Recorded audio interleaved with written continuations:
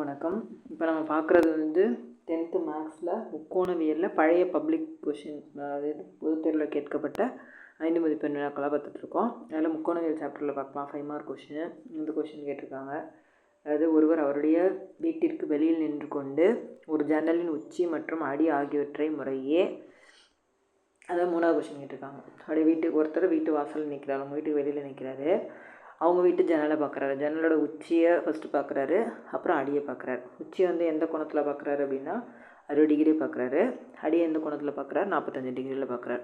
First உச்சி first அளவு, second அடி ரெண்டாவது அளவு. முறை அப்படின்ற வார்த்தை வந்தாலே ஃபஸ்ட்டு ஃபஸ்ட்டு அளவும் ரெண்டாவதுக்கு ஏற்ற கோணத்தையும் எடுத்துக்கணும். அவரின் உயரம் 180 சென்டிமீட்டர். அவர் மனுஷனோட ஹைட் வந்து 180 சென்டிமீட்டர். அவர் வீட்டுக்கு வெளில எவ்வளோ தூரத்தில் நிற்கிறார் அப்படின்னா 5 மீட்டர் தூரத்தில் நிற்கிறாரு எனில் ஜன்னல் உயரத்தையும் காணுங்க. நம்மளே அசியூம் பண்ணிங்க, நம்ம வீட்டு வாசலில் நம்ம போய் நிற்கிறோம். நம்மளோட ஜன்னலோட உச்சியை பார்க்குறோம், அடுத்தது ஜன்னலோட அடியை பார்க்குறோம். ஜன்னலோட உச்சி எதில் பார்க்குறோம்? 60 டிகிரி ஏற்ற கோணத்தில் பார்க்குறோம். ஜன்னலோட அடியை 45 டிகிரியில் பார்க்குறோம். நம்ம வீட்டிலேருந்து நம்ம எவ்வளோ தூரத்தில் நிற்கிறோம் அப்படின்னா 5 மீட்டர் தொலைவில் நிற்கிறோம். அப்போ ஜன்னலோட உயரம் என்னென்னு கேட்குறாங்க. √3க்கு மதிப்பு அவங்களே கொடுத்துட்டாங்க. எவ்வளவு? 1.732 அப்படின்னு சொல்லி கொடுத்துட்டாங்க. ஓகேவா? அதில் என்னென்ன கொடுத்துருக்காங்க, என்ன கேட்குறாங்க அப்படின்னா, என்ன கொடுத்துருக்காங்க? மனுஷனோட உயரம் கொடுத்துட்டாங்க 180 சென்டிமீட்டர். ஆனால் இந்த கணக்கை பொறுத்த வரைக்கும் அது தேவை கிடையாது, இருந்தாலும் கொடுத்து வச்சுருக்காங்க. அவர் வந்து வீட்டிலேருந்து எவ்வளோ தூரத்தில் நிற்கிறாரு? 5 மீட்டர் தொலைவில் இருக்கார். அடுத்தது ஜன்னலோட உச்சியை எத்தனை பார்க்குறாரு? 60 டிகிரியில் பார்க்குறாரு. 60 டிகிரியில் அடியை வந்து 45 டிகிரியில் பார்க்குறாரு. ஓகேவா? இதை வச்சுட்டு முதல்ல ஒரு ரஃபாக ஒரு ட்ராயிங் போட்டுங்க. போட்டால் தான் சம் புரியும்.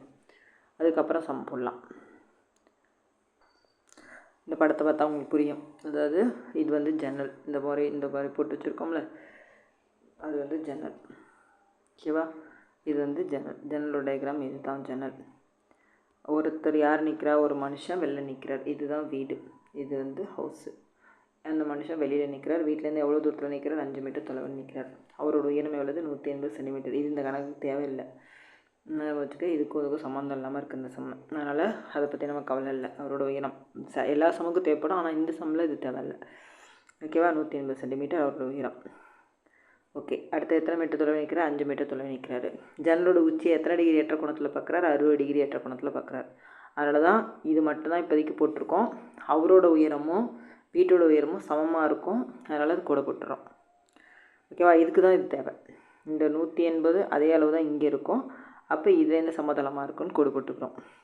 அப்போ 60 டிகிரின்றப்ப இந்த முக்கோணம் ஃபுல்லாக கவர் ஆகுது. அதனால் மொத்தமாக 60 டிகிரி போடுங்க. அதனால் குழப்பிக்காமல் கோணத்தை போடணும். ஓகேவா?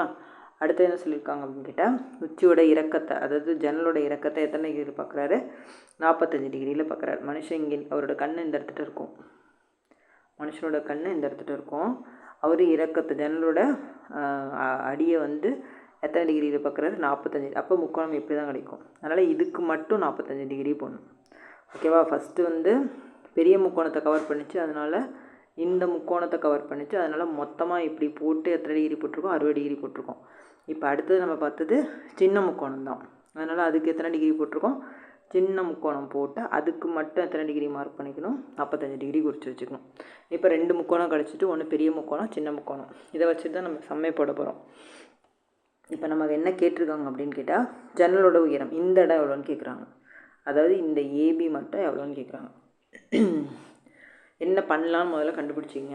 ஃபஸ்ட்டு இங்கே 180 மனுஷன் உயரம் இருந்தால் அதே தான் இங்கேயும் இருக்கும். அதனால் இந்த இடத்த ஜாயின் பண்ணிடலாம் முதல் வேலை. அடுத்தது அவர் வந்து வீட்டிலேருந்து எவ்வளோ தூரத்தில்? 5 மீட்டரில் நிற்கிறார். அப்போ இங்கே 5 மீட்டர்னால் இந்த இடம் எத்தனை மீட்டர் தான் இருக்கும்? 5 மீட்டர் தான். இப்போ இந்த கீழே உள்ள பார்ட் இது அப்படியே நமக்கு இனிமேல் தேவை கிடையாது. நமக்கு தேவை இந்த பெரிய முக்கோணமும் சின்ன முக்கோணம் தான். முதல்ல இந்த ட்ராயிங்லேருந்து இதை தான் ஃபஸ்ட்டு கண்டுபிடிச்சிக்கணும். திரும்ப சொல்கிறேன், அவர் மனுஷன் 180 மீட்டர் உயரத்தில் இருக்காருன்னா அதே டிஸ்டன்ஸ் தான் இங்கே இருக்கும்.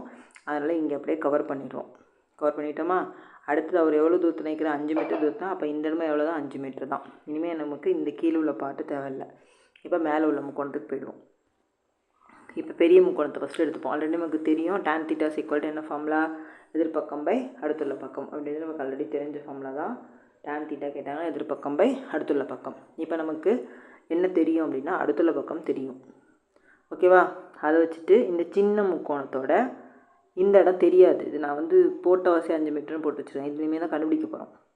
நமக்கு இந்த இடம் மட்டும் தான் தெரியும், 5 மீட்டர் தெரியும். இந்த ஏற்றக்கோணம் 45 டிகிரின்னு தெரியும். இதை வச்சுட்டு இந்த இடம் கண்டுபிடிச்சிக்கலாம். ஃபஸ்ட்டு சின்ன முக்கோணத்தை எடுத்துக்கிறோம். சின்ன முக்கோணத்தில் அடுத்துள்ள பக்கம் தெரியும், கோணம் தெரியும். அதை வச்சுட்டு எந்த பக்கம் கண்டுபிடிச்சிக்கலாம், எதிர்பக்கம் கண்டுபிடிச்சிக்கலாம். ஓகேவா? ஃபஸ்ட்டு இதோட முக்கோணம் பேர் எழுதிக்கிங்க. என்ன பேர் வந்து எப்படி வேணாலும் கொடுத்துக்கலாம், இப்படி தான் கொடுக்கணும் அப்படின்னு எந்த கட்டாயம் கிடையாது. பேர் எங்கே வேணாலும் ஸ்டார்ட் பண்ணலாம். நான் இங்கே ஸ்டார்ட் பண்ணியிருக்கேன், ABCDEFன்னு கொடுத்து வச்சுருக்கேன். இப்போ நமக்கு தேவையான முக்கோணம் எந்த முக்கோணம், சின்ன முக்கோணம். அதனால் இங்கே ஸ்டார்ட் ஆகுது முக்கோணம் BCF. அதனால் முக்கோணத்து பேர் என்ன கொடுத்துருக்கேன், BCFன்னு கொடுத்துருக்கேன். முக்கோணம் BCFல் ஆல்ரெடி நமக்கு தெரிஞ்ச ஃபார்முலா tan θ = எதிர்பக்கம் பை அடுத்துள்ள பக்கம். இப்போ இந்த இடத்துல கோணம் எத்தனை டிகிரி, சின்ன முக்கோணத்தை நல்லா கவனமாக பாருங்கள். சின்ன முக்கோணம் தான் இப்போ நமக்கு தேவை, பெரிய முக்கோணம் தேவை கிடையாது. tan எத்தனை டிகிரி, 45 டிகிரி. tan 45 டிகிரி = எதிர்பக்கம் என்ன வச்சுருக்கோம், BCன்னு பேர் கொடுத்துருக்கோம். அதனால் அது BCன்னு கொடுத்துக்கிட்டோம். பை அடுத்துள்ள பக்கம் எவ்வளவு, 5. ஓகே தானே? tan 45 degree = BC/5. tan 45க்கு நமக்கு மதிப்பு தெரியும் அட்டவணையில். tan 0 0, tan 30 1/√3, 1/√3, tan 45 1 அப்படின்னு மனப்பாடம் பண்ணி வச்சுருப்போம். அப்போ tan 45க்கு 1. அதனால் tan 45 அதுக்கு பதிலாக என்ன போட்டேன், 1 போட்டேன். BC/5 அப்படி இருக்குது. அடுத்தது நமக்கு இந்த 5 இது குறுக்க பெருக்கிடலாம். ஓரஞ்சு 5, அதாவது இந்த 5 எங்கே போய்டும், இங்கே குறுக்க பெருக்க போய்டும். அப்போ BC = 1 5 பெருக்கினா 5 மீட்டர். அப்போ இது கிடச்சிச்சு. இந்த டிஸ்டன்ஸ் நமக்கு தெரிஞ்சு எத்தனை மீட்டர், 5 மீட்டர். ஓகேவா? அதை எழுதிட்டேன். இப்போ சின்ன முக்கோணத்தை யூஸ் பண்ணி என்ன கண்டுபிடிச்சினா, எப்போதுமே இந்த இடத்துல 45 டிகிரி வந்துச்சுன்னா இங்கே அடுத்துள்ள பக்கம் எவ்வளோதோ அதே தான் எதிர்பக்கமும் இருக்கும். அதை நீங்கள் ஞாபகம் வச்சுங்க. ஏன்னா ஒன்று தானே வருது. அதனால் சப்போஸ் இங்கே எதிர்பக்கம் என்ன இருக்கோ அதே தான் அடுத்துள்ள பக்கம். ரெண்டு அளவும் சமமாக தான் இருக்கும். இங்கே 45 வந்துச்சுன்னா மட்டும் அதை வச்சு அப்போ இங்கே 5 மீட்டர்னால் இங்கே எத்தனை மீட்டர் தான், 5 மீட்டர் நீங்கள் ஃபஸ்ட்டு கண்டுபிடிச்சிடலாம். இது ப்ரொசீஜருக்காக இந்த சம்ம நான் போட்டிருக்கேன். ஓகே தானே? அடுத்தது இப்போதைக்கு பெரிய முக்கோணத்தை பார்ப்போம். பெரிய முக்கோணத்தை எடுத்துகிட்டோம்னா மற்ற எல்லாத்தையும் மறந்துடுங்க, பெரிய முக்கோணத்தை மட்டும் பாருங்கள். பெரிய முக்கோணத்தோட பேர் என்னது, ACF. ஓகே தானே? இந்த 45லாம் மறந்துடுங்க, இது கிடையாது இப்போதைக்கு. இது சின்ன முக்கோணத்தோட கோணம். பெரிய முக்கோணத்தை எடுத்துங்க. பெரிய முக்கோணத்தோட பேர் என்னது, ACF. பேர் எழுதிட்டேன். எத்தனை டிகிரி, tan 60 டிகிரி. அதனால் tan 60 டிகிரி போட்டேன். எதிர்பக்கம் பை அடுத்துள்ள பக்கம். எதிர்பக்கம்ன்றது என்ன அர்த்தம், இதுலேருந்து இது வரைக்கும் ப்ளஸ் இதுலேருந்து ரெண்டுத்தையும் கூட்டினா தான் இதுலேருந்து இது வரைக்கும் தான் என்னது எதிர்பக்கம். எதிர்பக்கம்ன்றது இதுலேருந்து இது வரைக்கும் தான் எதிர்பக்கம். அப்போ இதுலேருந்து இது வரைக்கும் ஒரு அளவு ப்ளஸ் இதுலேருந்து ரெண்டுத்தையும் கூட்டிக்கணும். இப்போ இதோட பேர் என்னது, AB. இதோட பேர் AB. அப்போ AB + BC. AB தெரியாது, அதனால் ABனே வச்சுருக்கேன். BC நம்ம கண்டுபிடிச்சிட்டோம், அதனால் 5 போட்டுட்டோம். ஓகேவா? இதுலேருந்து இது வரைக்கும் தான் எதிர்பக்கம். AB தெரியாது, அதனால் ABன்னு அப்படியே வச்சுக்கிட்டோம். இந்த இடம் தெரியும் எவ்வளவு, 5. அதனால் +5ன்னு போட்டுட்டோம். பை அடுத்துள்ள பக்கம் எவ்வளவு, எப்போதும் போல் 5 மீட்டர். ஓகே தானே? tan 60 degree = AB + 5/5. Next tan 60 மதிப்பு தெரியும், அட்டவணையில் மனப்பாடம் பண்ணியிருக்கோம். tan 60 மதிப்பு எவ்வளவு, √3. √3 = AB + 5/5. இந்த 5 எங்கே போய்டும், இங்கே குறுக்க பெருக்க போய்டும். அப்போ இந்த உள்ள AB + 5 இந்த சைடு மாற்றி எழுதிட்டான், அவ்வளோதான். AB + 5 = இந்த 5 இங்கே பெருக்க போய்டும். அப்போ ஆன்சர் எவ்வளவு, 5√3. நமக்கு எதான் வேணும், இந்த AB மட்டும்தான் வேணும். ABயோட 5 என்ன பண்ணிகிட்ருக்கு, கூட்டிகிட்டு இருக்கு. இந்த சைட் போனால் என்னவா மாறும், கழித்தலாக மாறும். அதனால் AB = ஏற்கனவே உள்ள 5√3 இங்கே எழுதிட்டோம். இந்த +5 இந்த சைடு இருந்தால் என்னவா மாறும், -5ஆக மாறிட்டு. அடுத்தது இதுலேருந்து எதை பொதுவாக வெளில எடுத்துடலாம், 5 பொதுவாக வெளில எடுத்துடலாம். 5 பொதுவாக வெளில எடுத்தோம்னா என்ன ஆகிடும், இப்போ பெண்ணுக்கு கணக்கில் 5√3 -5 இருக்கா. இதில் 5 காமனாக நான் வெளில எடுத்துகிறேன். அப்போ ஆன்சர் என்ன வரும், √3 -5 தான் வெளில எடுத்துட்டேன். அப்போ இந்த இடத்துல என்ன இருக்கும், 1 இருக்கும்.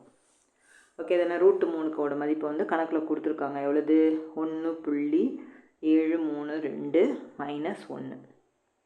ஓகேவா? 1.732 1 போச்சுன்னா பாக்கி எவ்வளவு, இந்த 5 அப்படியே இருக்கும். பெருக்கல்குரிய மாற்றிக்கணும், ப்ராக்கெட்னாலும் பெருக்கல்னாலும் ஒன்று தான். 1.732 1 போச்சுன்னா பாக்கி எவ்வளவு, 0.732. அப்போ ரெண்டுத்தையும் பெருக்குனிங்கன்னா ஆன்சர் எவ்வளோ வரும், 3.66 வரும். இதுதான் ஜன்னலோட உயரம். AB தானே ஜன்னலோட உயரம்னு வச்சுருக்கோம். அதனால் AB தான் கண்டுபிடிச்சிட்டோம். AB = 3.66 metre. ஓகேவா? பெருக்கல் தெரியலனா திரும்ப சொல்கிறேன், பெருக்கல் எப்படி பெருக்கணுன்றதை. 5ஓட எதை பெருக்க போகிறோம், 5ஓட எதை பெருக்கணும் அப்படின்னா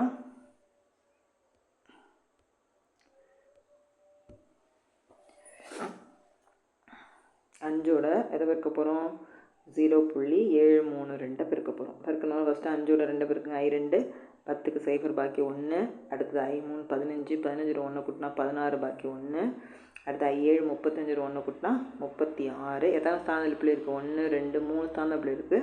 நம்மளும் 1 2 3 ஸ்தானத்தில் இங்கே புள்ளி வச்சோம்னா ஆன்சர் என்ன வந்துடும், 3.66. இந்த 0க்கு மதிப்பு கிடையாது, அதனால் 3.66 மீட்டர்.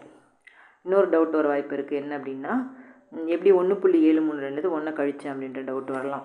அதனால் 1.732 போட்டுக்கிறேன். 1ன்றது முழு நம்பர், இங்கே தான் போடணும், இங்கே போட்டக்கூடாது. மீதி இடம்னா என்ன பண்ணிக்கணும், 0வால் கவர் பண்ணிங்க.